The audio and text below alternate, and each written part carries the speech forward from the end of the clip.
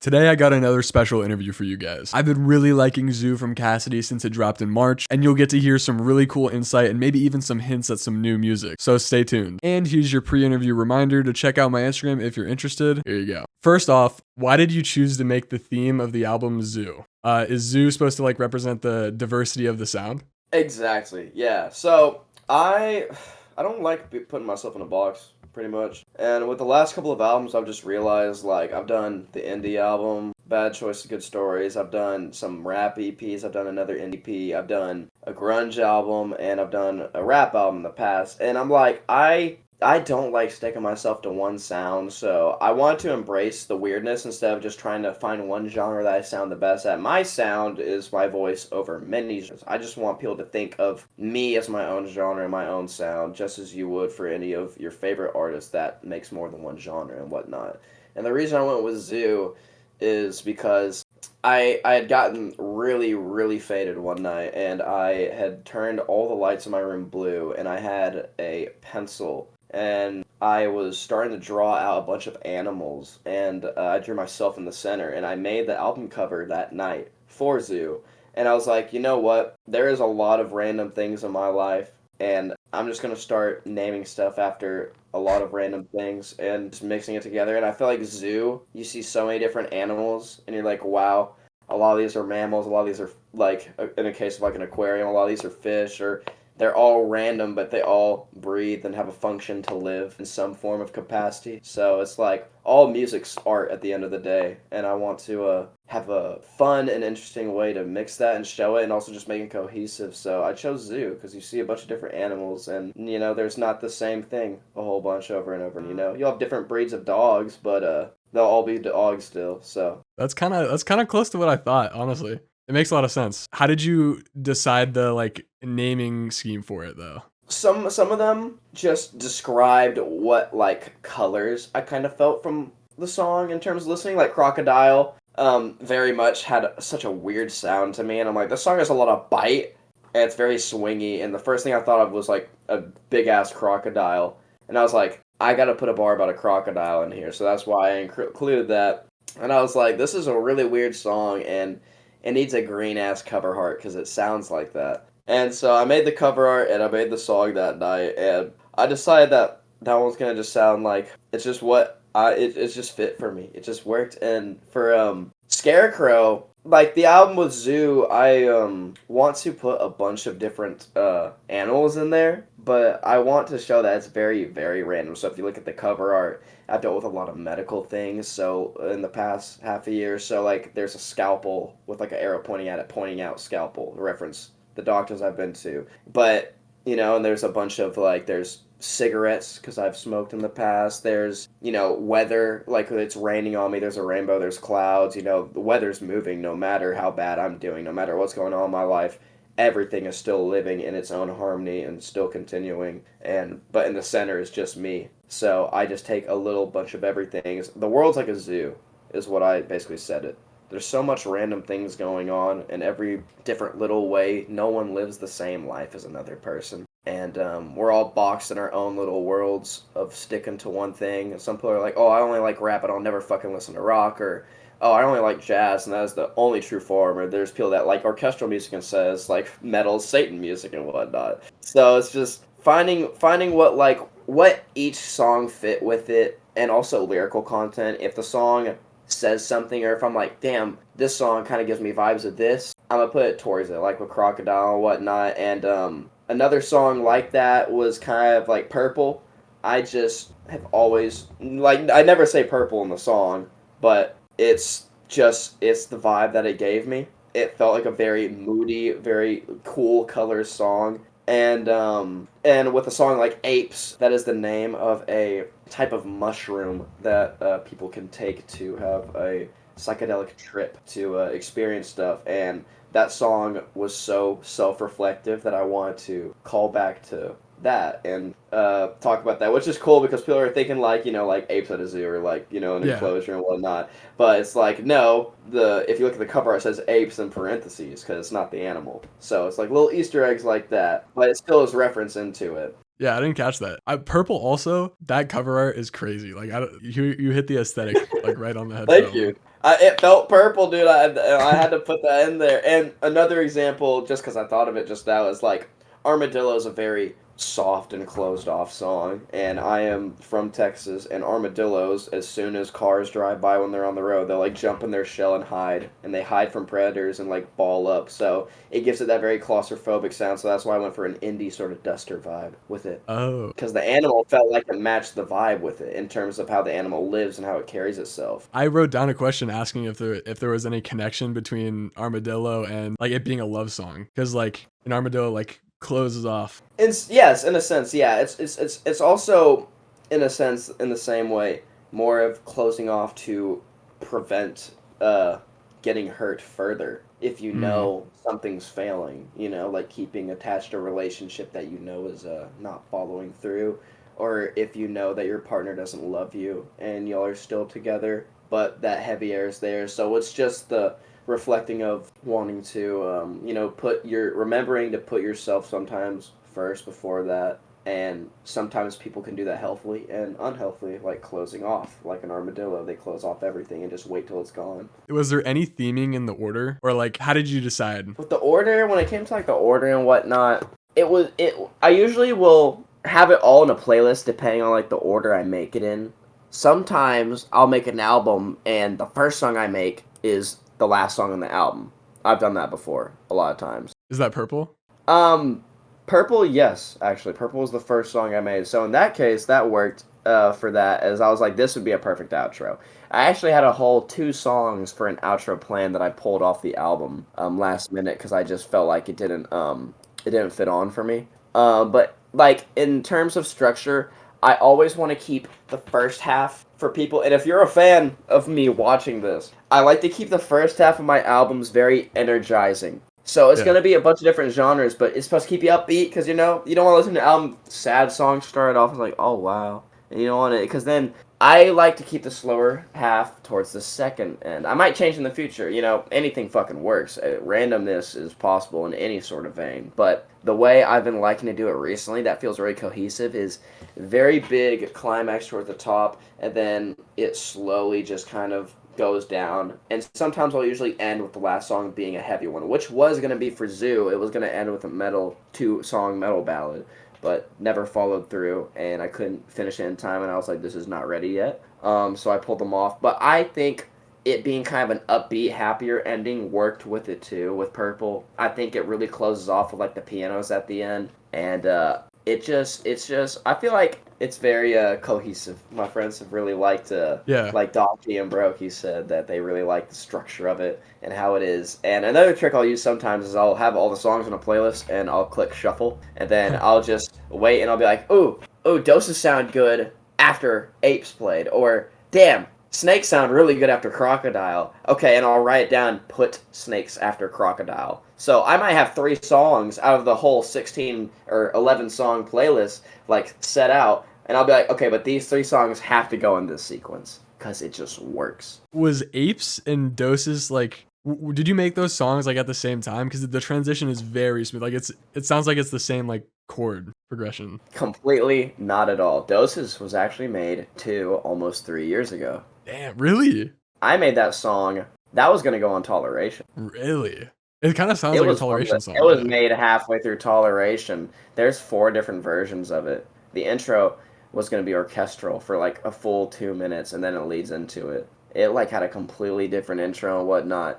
Apes was made last year. Or no, Apes was made 1 year ago, and then I revisited the idea for the first time last year, and I was like, I'm ready to finish it. And in the case, I played all the songs randomly and shuffled, and Apes played, and then Doses came right after, and I was like, this is perfect. I need to put this in that order. Yeah, that's crazy. I thought like maybe it was like close together than the time you made it. That sounds like really close. There's a 2-year gap. What about your favorite song? What's your favorite song on the project? Favorite song on the project? Damn. These are my children you're making me pick between. Fuck. Well, I can't give you a basic answer of like this one's my favorite, because I like to think that, you know, when people want to listen to a project or have their favorites, I think when everyone forms their own, it's the personal connection you have with it. So my favorite might be a complete other favorite for someone else or not at all. But what I've been hearing from a lot of the people who've listened to the album is that one, I'll give you three answers. So the first answer is a song that the fans have liked and that I really like, that I enjoyed making, that was Season Pass. Season Pass, the intro is a really good, bright intro, and people Yeah. like it. And I didn't know people were going to like it. I thought it was going to get overshadowed because it's big, bright, but it's a little slower for an intro track, but it still carries that heavy intro energy. A song that I like that I didn't care if anyone liked, I just wanted to make it, was Crocodile. Crocodile was so much fun to make, and I enjoyed it every step of the way. I performed it recently for the first time, and it was so much fun to perform. And then song that I kind of like, that I know a lot of people really do like. Out of all the favorites, I would say my least favorite, even though I really like them all, would have to be either Snakes or Scarecrow, just because I really like them, but the part of me that kind of leaves like a kind of like a taste in my mouth was I've had to remix those songs like 5 times, and it still just never felt like it was finished. Like, I am very imperfect with my mixes. I have a lot of work to do of self-teaching myself, downloading college textbooks online and reading what those people are learning in school that I'm not going to go to music for because I don't have the money to pay for that. When all the information is free on the internet and you could just learn from people helping you or what others have said. No, pretty much, yeah. I would say those are my three answers. But yeah, Season Pass, I like it. I know the people like it. Crocodile, I love that song. It's my baby, and I don't care if anyone else doesn't like it. That's one's fun for me to perform, and it's cool.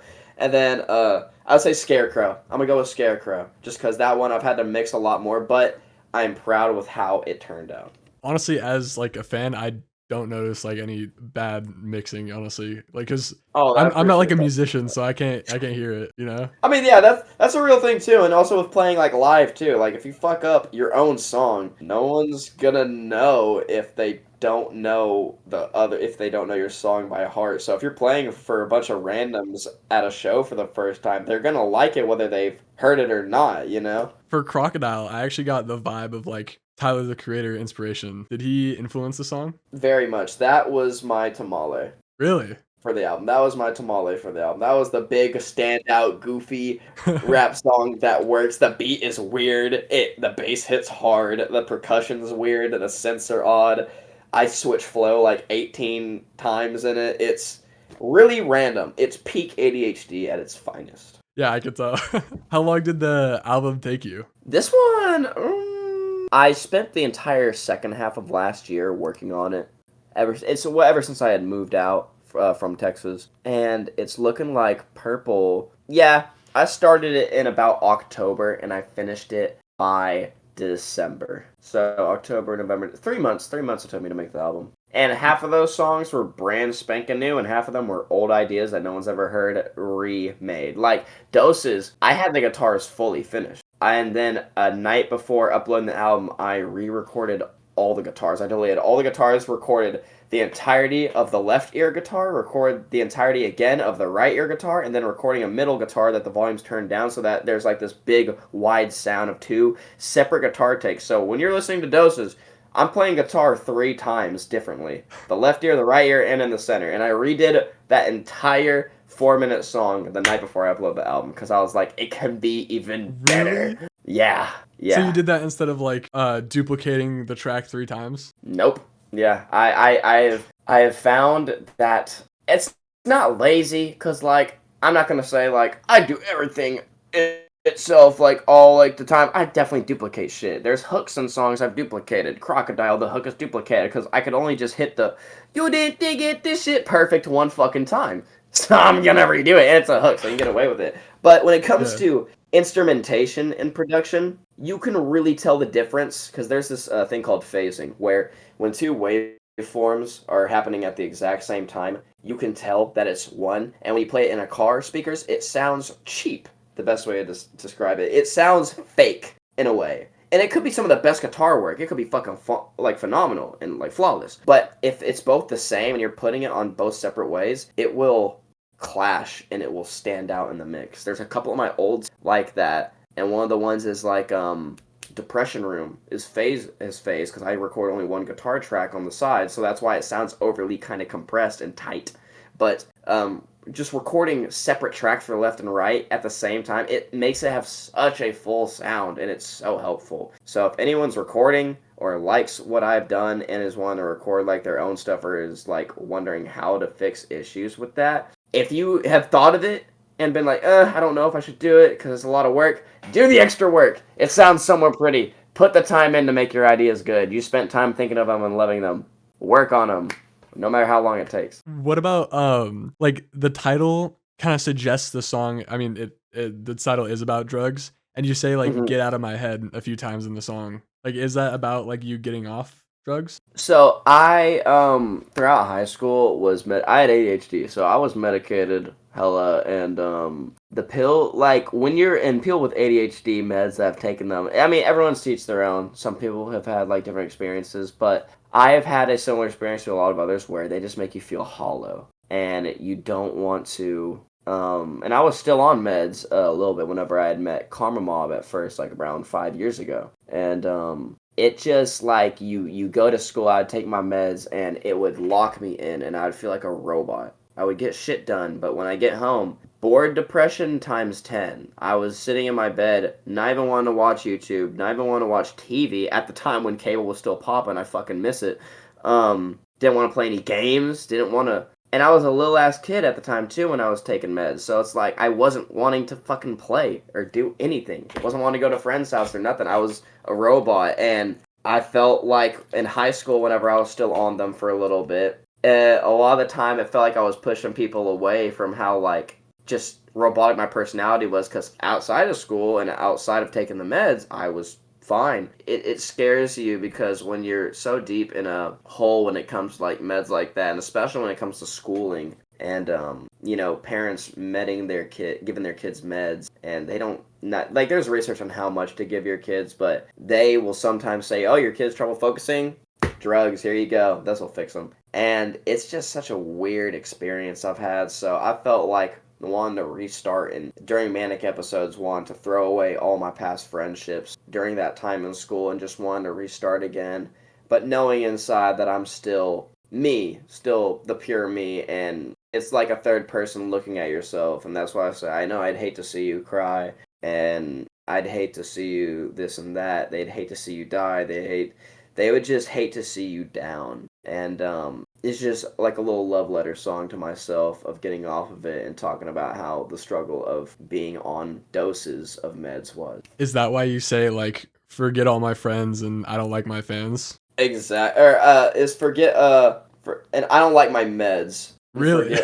Yeah. And I don't like, yeah, that's why I said that, because I don't know the word exactly, but I knew they were bad for me. And I was still taking. My parents were paying for them. Meds are expensive, but I knew they were bad for me. I just didn't have it in me at the time because I was already stuck in that hole, and I had so much stress around life. I didn't want to get off meds and then like I start failing all my classes, because I did feel like they were helping me with school, but besides that, it just felt like they were taking the creative side of me out. It was like I was just full mathematics in my brain and not like healthy brain thinking. You know what I mean? Damn, I was trying to slander you, saying I don't like my fans. No, you're all good. No, you're all good. I will very soon. There will be a lot of lyrics on all the Spotify songs, so stay in tune. My laziness cannot stand. I have money now, so I can pay some of my friends to help me catch up and transcribe my lyrics for me. Yeah, because I checked on the Genius page and I can. Yeah, and someone on that Genius page has been doing me dirty. There is some bullshit on some of the songs that just isn't right. I will look at one song for me. It was like a feature song with a couple other people, and all my lyrics were just wrong. And I was like, okay. But they got my friends perfectly right. So I was just like, these people, they just trying to get a quick genius in. Like, it's like Wikipedia, where I think anyone can be the first to like write your lyrics for you if it's not done yet. So I'm about to just do all the work myself and boot that off because I know my lyrics better than them. Why do you have like arrows pointing to everything on the cover art? Because there's just so much fucking shit going on in the world. There's so much shit you have to focus on. You know, you sleep every night thinking. My brain with ADHD runs 1,000 miles a minute, but it's better than being on meds and being a robot. But I'm thinking, damn, I want to make a song. I haven't made a song in weeks. Fuck, I haven't eaten today. I skipped breakfast and lunch. Fuck, I need to eat. If I don't eat, that's unhealthy. If I'm unhealthy, I'm gonna go to the doctor. I've been to the doctor too much. Oh, I forgot to drink water. Damn, I didn't call my mom in like 4 days because I've been busy. Shit, I haven't called my dad in a week. I gotta make car payments, bills, this, that. It's like so much happens in your life and you never really get a second to take a breather or look at it all because you can only focus on so much. So in the grand scheme of things, I feel surrounded by so much shit, but like a couple of years ago, it felt like I didn't have anything. I'd get out of high school, I would work on music and post, and I didn't have really any direction in life. I didn't have any filler activities. I could get bored, depressed, because I just didn't fill up my free time. I was going home, smoking, laying in bed, and just doing nothing. But now that I have a lot more stuff to do in life, and now that music's starting to pick up and I'm working with more people, there's a lot more on the line, which is scary, but it's very exciting because I am constantly keep myself busy. But you know, I take time to like sit back and think like, fuck, a lot has happened in the past couple of years. A lot has changed, a lot of good, a lot of bad, but I'm still here and all this shit's around me, and no matter what I do, all this shit's still gonna be around me. If I fucking die somehow, the shit's still gonna be there, you know? There's still gonna be a house that needs to be paid for. There's still gonna be, you know, like unfinished songs. There's gonna be still bills paid. There's still people in my life. There's still so much for me to do. So I kind of got to keep going to keep the whole cycle stable, you know? Because if I fall through, everything else falls through. That makes a lot of sense. Like you got to focus on everything, so you can't Yeah, focus on anything. too much shit. Season Pass is such a great choice for the intro to the album. Did you know that it was going to be the opening track when you made it? So I made the instrumental right after making Purple, and funny enough, like the thing that inspired Season Pass was Kuko, the artist Kuko, and he's an indie artist, and I like his sound a lot with a lot of his synth stuff in it, and his R&B with synths and whatnot, and I wanted to make a very cozy indie song, and I was very much into Mac DeMarco at the time too, and I just wanted to make a really cozy but technical beat. So I made the beat and I sat on it for those 3 months and recorded it in the first half of December. And so that beat was made in October, and I finished it. I finished the song once I got the lyrics in December. And with the lyrical content of it being a serious nature song, I feel like when the lyrics had come to me and I had like finished it, it was one of the longest songs on the album. But the intro was just like restarting itself, and it's kind of like after like I view my life in like little arcs and stuff, like a show kind of. I'm like, okay, I just went through this arc. Okay, I'm about to move out. This is the moving out arc. Okay, this is I'm working at this food establishment. This is this food establishment arc. I'm working at this office. This is it's like all this. I got a pet. This is me and man's best friend arc or shit like that. And so I'm like viewing all of this shit at the same time, and I just feel like that song really explained how I was going through the second half of last year and explaining why, because I did not post as many songs in the second half of last year as I did the year prior, and there was a big gap in a lot of music with like Rent Free, Red, and Just Cuz, and I just felt like it was a really good comeback. You know, fucking Cassie's back to upload and back to making shit. And I felt like it was a good little treat for people because a lot of people will make the intro like a single in it. You know, oh, I've heard this one. I'll let it play. But I put the singles at the last because people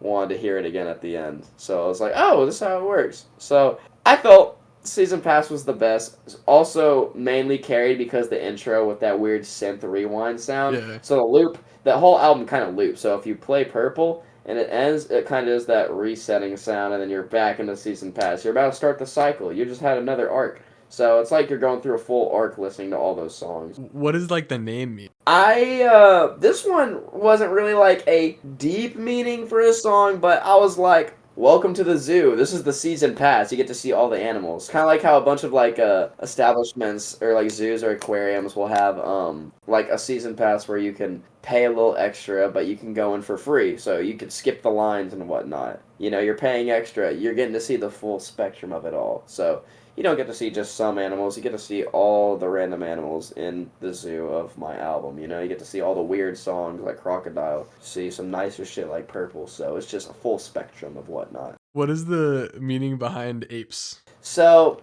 apes is really just the reflection of how of not really being okay anymore with like getting comfortable in laziness, because kind of falling back to like being bored, depressed, another type of like sadness or like rut you catch yourself in, or fall out with yourself. It feels like that I just, whenever I had first recorded the demo, it had the same meaning as it did later, the year later, because I was still looking at myself thinking that everything was just happening too soon, and like life was kind of like dragging me on behind. And that's why in like the hook part I talk about that, everything being just too soon to live through and to go through and whatnot. But it's just breaking yourself out of that rut of nothing's getting done and I don't feel good about doing it, so I'm not doing anything. You know, it's finding the motivation, productivity back in yourself, but it's a very ugly, perfect way. And like when I imagine like a music video or like a Spotify background for it, cliche screaming at a broken mirror type shit. That's the vibes it gives me. So it's very self-reflecting. I hate you, but you're a part of me, so I can't hate you that much. Yeah. Because that is me. I get that theme a lot, especially towards the end. A lot of my songs, same as the last time we had done one of these sort of interviews, still reflecting myself, you know. Got a lot to reflect on, but, you know, you can't control the actions that happen in your life. You can really only control the reactions. So I think about how I react to life a lot, and just focusing on not being so hateful of myself for bad things coming my way, you know? Learning to take care of yourself once in a while. In your song, Chris, you address yourself in a way that you don't usually, like, because in our first interview, you said that you usually talk to yourself in, like, third person, but this song was first person. Is that conscious? That was very, very, yeah, I would say that was a very, very odd song to make, because it was after a bad shift at work one night, and I literally had just had my acoustic, and I had a pill bottle, like of ibuprofen headache medicine. So that, like, little, like, shaker sound, I was holding it on my knees, and I was going, like,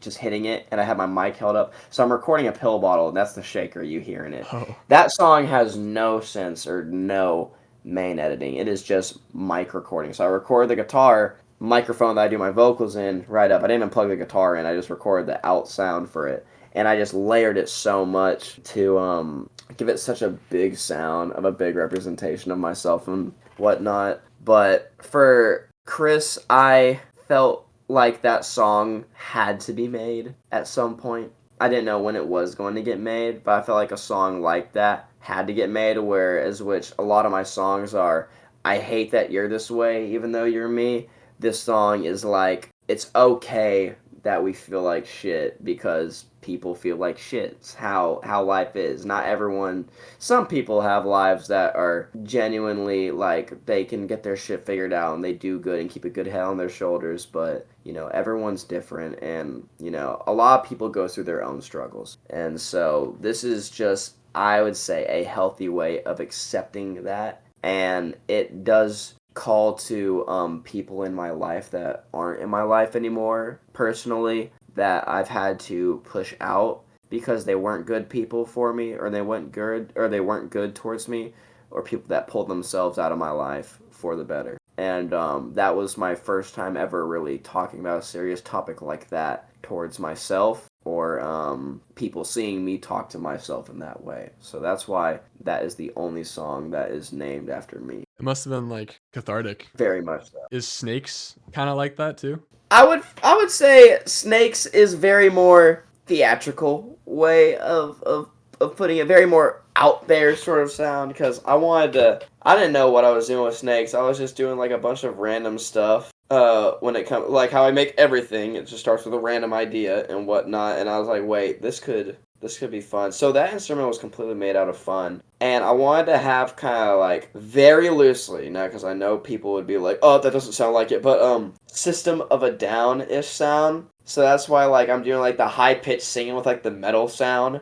in the middle part of the bridge, but I wanted to just go for pretty much I would say that song's a lot more fun geared, a lot more happier cuz like I can make a fully deep album, but I mean there's got to be a crocodile in there, you know? There's got to be some fun ass songs and whatnot. And Snakes just it's very it's I would say Snakes is really just kind of like my love for alternative rock in that sense, in that sound. I really liked being very expressive with my voice and getting out of my comfort with making whatever I want. Cuz this song was the first song whenever I was working on Zoo after Purple and a couple of other ones where I was like, fuck it, they want random, they're getting fucking random. I'll mix 3 different types of rock. There's and metal. There'll be like System of a Down, and then there's the singing at the end, hella Deftones inspired.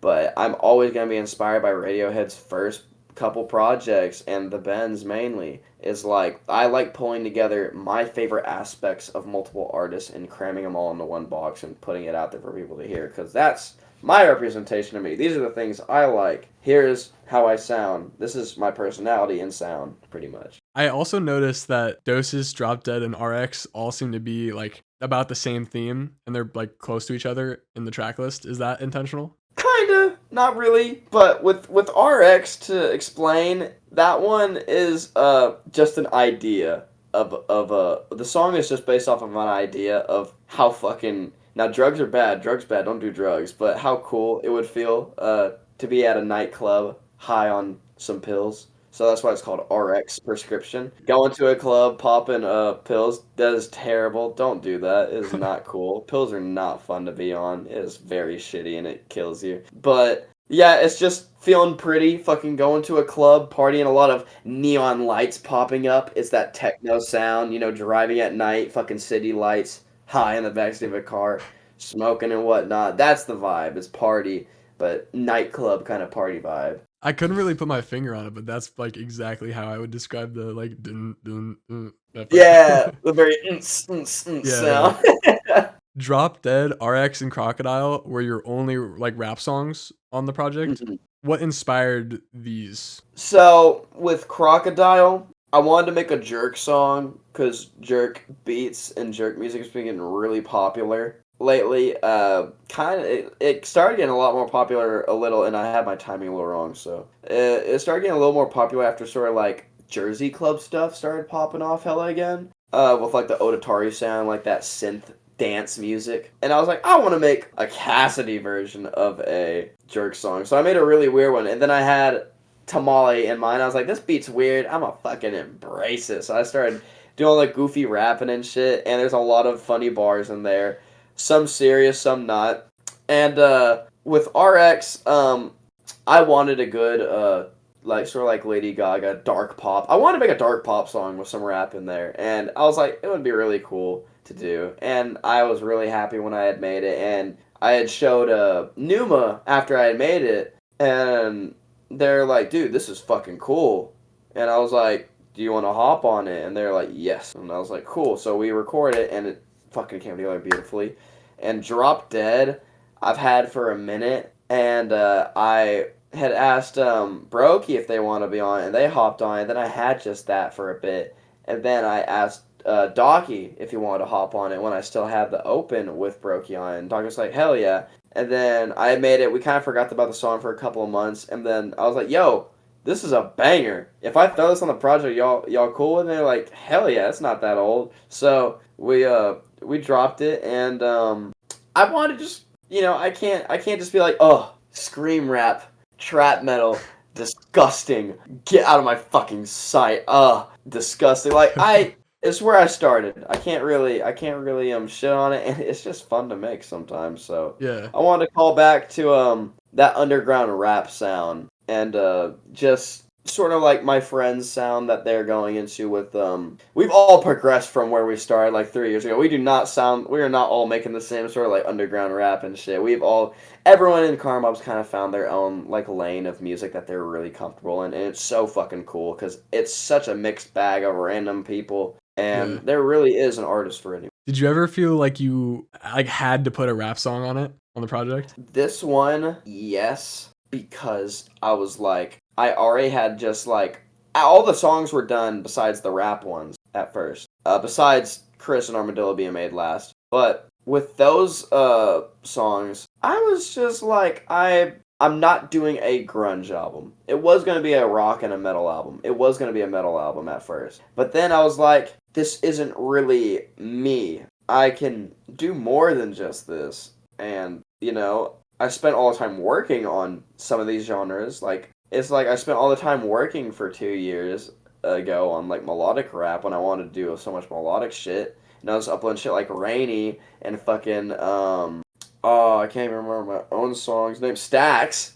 like shit Yeah. like that, or even like the hyperpop sound. Like I can't throw that away. I love that shit. So I was like, I need to throw a bit of every part of me that I like or have liked in the past. But with all these, I feel like it's a good little mix. And I feel like Drop Dead being the main rap song besides Crocodile being like a single rap song, I think those are two perfect fits for it. And it shows off two of my most talented fucking homies that I love both to death a lot. I mean, I'm glad you put them on. Oh, I had to get them on. I couldn't imagine the project being different than it is. It's like it's so random, but it's so like I'm like used to it. You know? Yeah. What about Scarecrow? Does that have like a meaning behind it? Scarecrow is really about kind of that same topic of some of the other songs of like pushing people away and being afraid of pushing people away. Because when I've pushed people away in the past, it's very much been unintentional. I was told I was very annoying growing up and that I talk a lot. I still do to this day. It hasn't left. But I just needed to find the people that like, you find your group of friends that actually fuck with you. Because I was in a lot of friend groups growing up where I was the main punching bag growing up and the button of all jokes. And I thought that was just normal. I thought that was normal. So like going into friend groups and whatnot and being like, oh yeah, I'm supposed to get shit on all the time and like not be invited to hang out and not be like a part of shit. That's just how it's normally. So with this one, it's kind of like me all those years later now realizing from past shit of pushing people away unintentionally just because people sometimes just don't fuck with you. Sometimes people just don't click. And the reason it's called Scarecrow is because, like with my mask and like how I present myself, you can feel really hollow whenever people just see you and don't agree or are scared off by it and they just walk away. And so scarecrows are full of a lot of hay, so they're very empty and airy creatures. And by the end of it, I'm still standing there.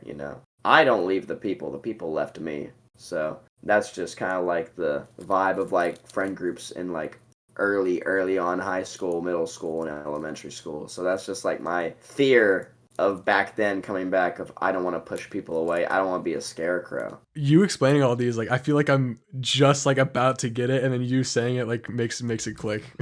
Because it makes sense. It makes a lot of sense. In the first interview, you told me that Brokey would be on Purple. Why did you decide against that? So I had finished Purple, and Brokey was going to go on where the guitar solo was originally going to go. And we had just gotten busy. Pretty much, we had just gotten busy. So I had finished the song, and I was like, this is perfect. And I was like, Brokey, I'm going to send this to you. And they're like, cool, send it to me. I'll hop on it. And then life shit got in the way. A lot more life shit got in the way. I started going to doctor's appointments and whatnot, and a whole bunch of personal shit. And then I was like, yo, did you ever record on that? And they're like, did you send it to me? And I looked at my email, and it was still in the ready to send inbox. And that was like 2 months prior, or 2 months later. And I was like, fuck! I was like, no, this is terrible. So I was like, yo, you cool if I get you on another project or the next one? They're like, yeah, bro, you're fine. And they're like, it's a good-ass song, dude. You don't, like, dude, just fucking finish it up, bro. It's an amazing song you've made yourself. I'm like, cool. So I did the guitar solo, and it ended up working out. I showed Brokey after I called them, and they're like, bro, this fucks. And I was like, yeah, and they fucked with this. I was like, fuck yeah, that made me really happy. So it ended up working out, but I definitely will be getting brokey on some R&B stuff real soon. Stay very tuned to that. Another thing I noticed when you played it for me the first time was like you took out the orchestral outro. Why is that? I did. So I liked the orchestral outro, but it ended it on such a high note that I kind of like leaving albums end with an empty feeling, kinda. Or I usually end a song on the last chord and not ending it with a repeat. So instead of the chords being 1, 2, 3, 4, 1, and the one's the end of the song, it brings everything together. It ends on the chord that falls on where the tension releases. I like there to be tension at the end, so I'll end it 1, 2, 3, 4, so that you hear that last chord and you're like, oh, please end, and it doesn't, and it just felt too. It's stupid to say, it felt too cinematic and perfect with the orchestral side, and I was like, let me just mess around with it because my ideas aren't solid till I'm like, this is it. And I like the orchestral outro, but I wanted to add more to it, and I always was like, fuck, if I could just record live violins, that'd be cool. I have a violin, I have a cello, I haven't been in an orchestra since fucking 6th grade, and I was in there for 1 fucking year, bro. I don't know how to play it. I know how to hold the fucking bow, and I know how to fucking do a little bit, but my tone is ass. I lost it all. So I was like, Purple is kind of like my love for like jazz and shit too. So I was like, you know what? I'm gonna just end it with a very intimate piano sound because that is how the song starts off, is with the piano. So it starts soft, and it starts with the piano and me, and it's nothing at the beginning, and this huge story unfolds in a rising action at the end, and it ends with just me and the piano. Is the song meant to be like looped? Because when I first noticed it, when I first listened to it, when you released it, it had like a transition sound at the beginning. Do you know what I'm talking about? Are you talking about like the end of Purple or like a transition? The beginning of Purple and maybe like the end loops to Oh, yeah. So, no, I'm actually just garbage at music, and I had taken the intro and cut off my vocals, so you can't hear me say sold. You just hear old, and that's why it like starts off with the told you, and it sounds like it should. It sounds like another song should lead into it. That's what I thought when you released it as a single. You know what's funny is I thought about that. I was like, damn, I hope people don't think it's like an ass transition from Armadillo.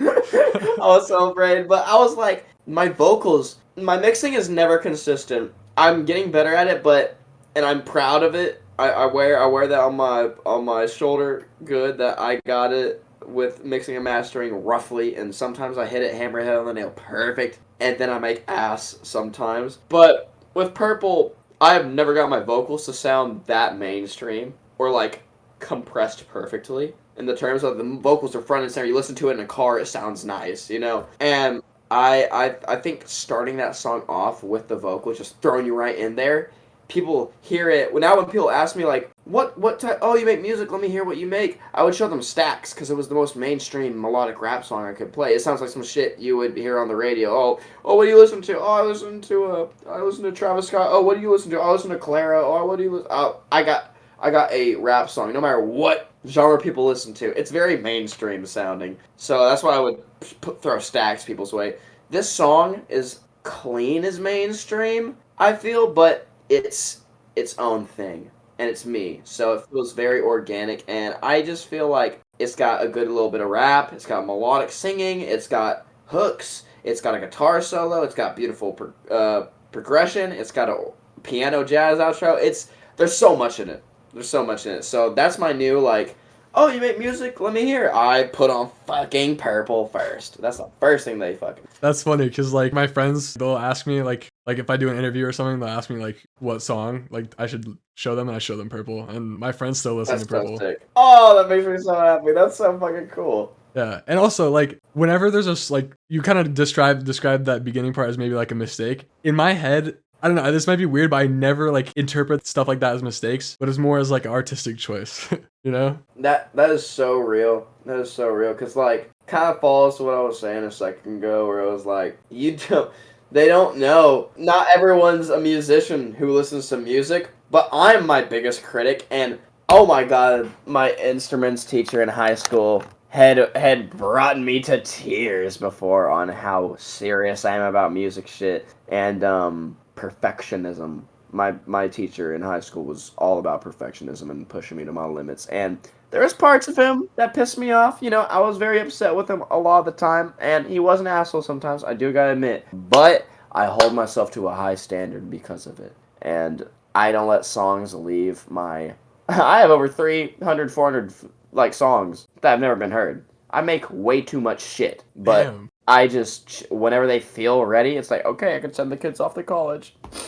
I'll start crying, bro. I'm 300 like, to oh. 400. Yeah, on my SoundCloud alone, there's like 400 private tracks, and I know on my FL I have up to like 600 or 800 now of projects. Some are unfinished, some are just like two piano chords, but majority of those I've come back to and like fully finished. But it's just when it feels ready, you know.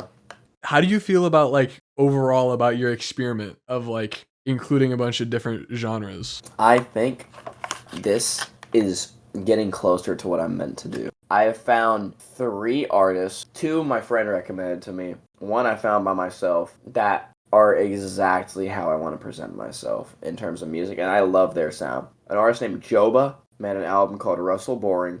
It's theatrical R&B, and the best way I can describe it is Purple is the closest to. If I can make a full album of songs like Purple, I would do that. That is one of my favorite songs I've ever made. And it's the closest to like experimenting with every little thing, you know, synths, fucking orchestral sound, jazz, me singing R&B, rap. It throws so much in one song. And Russell Boring, that album is an amazing example of something I would want to push, like Joba, like I was saying. And then my friend had put me onto these 2 artists named, oh my god, I'm going to forget off the top of my head. I think it's Magdalena Bay and their album Imaginal Disc. Very heavy synth pop sound and vaporwave aesthetic, and I fucking love it. And it's so random, but it's still got theatrical parts to it. I'll just say another artist that I've been listening to a lot recently that's kind of not like that at all. Clipping. Very techno not underground, but techno experimental rap. And I've been listening to artists that I think a lot of people, you know, not the average listener would not really take into account how fucking crazy technically it is and how much goes into it. And so that's why I like jam packing songs with so much little shit. I'm not making car commercial music, bro. This isn't a fucking ad for some pills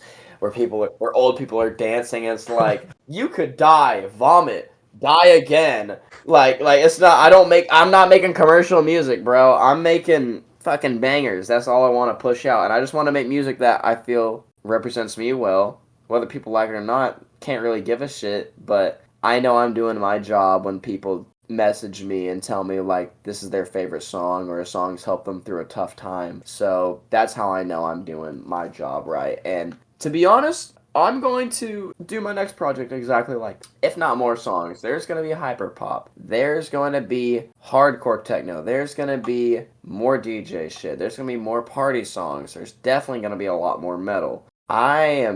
I'm meant to be the weird artist, and my little brother said it the best the other day because he came to one of my shows for the first time. He said, you make so many different genres. You're like a miscellaneous artist." And I was like, I am the miscellaneous artist. So I am one of the most miscellaneous artists, I'd say, right now in the underground, slowly working my way up. I'd agree. And I take pride in that title. I take pride in being. It's better than saying weird because you do a lot of. It's like no, I'm the miscellaneous. I'm the random. I'm the junk drawer, bro. What do you have planned next? Do y'all like fish? That's all I'll say. I feel like that goes in the zoo category, you know? Aquarium? Possibly. Only time will tell. There will be a deluxe zoo coming out. Really? Yep, and it is already halfway done. So expect that within the next 2 months. Will it include the 2 songs you took off? I will rework them, and they will possibly get thrown on. If I'm now learning that if some of my soon I will start focusing on my secondary page. I have a throwaway page, and I know that Docky and Brokey both have one, and they just are like, sometimes you have ideas that you like, and you just don't want to upload them on the main page, but you still want to get them out there and still want people to enjoy it. So I want to do that because I have a lot of ideas that I'm like, these aren't good songs. And my friends are like, you're stupid. You made it. You spent the time. show it off. What, you spent all this? You spent 4 hours working on a song, giving your ears a headache, getting a headache from screaming the lyrics, and you're not gonna put your work out there. So it's like just putting my work out there and whatnot. But Is that I public? might. Not yet. I do have one that is like just random. It only has like two things upload on it, but there will be official Cacity extras page real soon, and it'll have art and a whole banner, its own thing. I'll definitely be checking that out then. Hell yeah. Anything else you want to say about Zoo or promote? To anyone who has listened to the album that is watching the video, thank you so fucking much for listening. I hope you enjoyed it. I hope you dance. I hope you scream. I hope you cried. I hope you thought it was disgusting. I hope you thought it was awesome. I hope you thought everything about it, because that's what I like to post is everything. And the world is a very, very loud, crazy, and scary place. And with all the people around me in life and all the random events, it feels like one giant crazy zoo. And that's why I had made this album, is to kind of just reflect how random and how much life can feel different. And if you haven't listened to the project and are interested, there may be a song for you. I don't like making one genre, so Cool. I like doing a bit of everything. So yeah, pretty much. All right. Peace. Alrighty. That's it. See y'all.